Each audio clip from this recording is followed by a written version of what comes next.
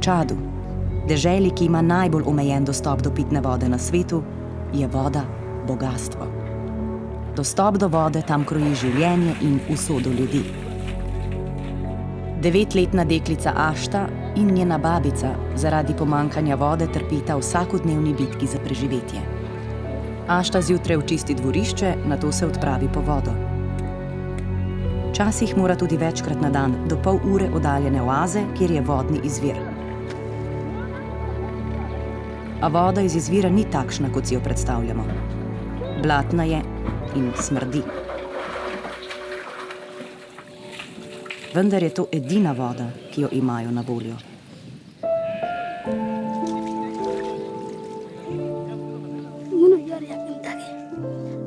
Nji ba ga yiwa an ji ta yin dina. A fandi wanya na ba na kana yana ngudi yana. Wala ndiri. Gumba fandi ya wanya ndi, nji fandi ya wanya ndi. Kana ndi ya ngudi ndi har kare. Udani ni na di kara na jaru jina di kana bunjura.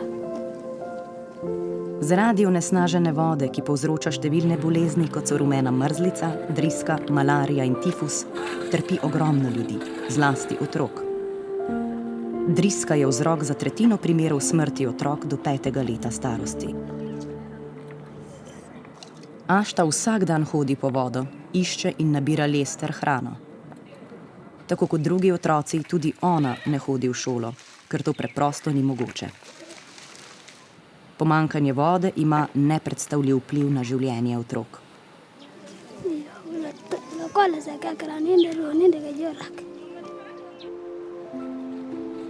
Nji manya gede. Nji joro raye. Ego le mia awan di wanya na ba.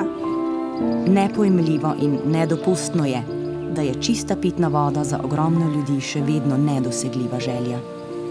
Vsak otrok na svetu, tudi Ašta, bi moral imeti dostop do čiste pitne vode. Zato vas prosimo, da pomagate. V Čadu ni cest, rastlinje je skromno in živali so vidno podhranjene. Na prvi pogled je jasno, da tu ljudje zelo trpijo.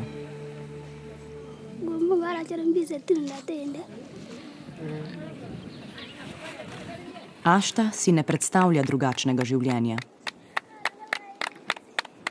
A ni potrebno veliko, da izboljšamo njeno življenje. Voda je edino, kar si želi. UNICEF v Čadu pomaga graditi vodne črpalke. Že ena črpalka v vasi poskrbi za povsem drugačen način življenja. In še vedno je na stotine vasi, ki vodne črpalke nujno potrebujejo.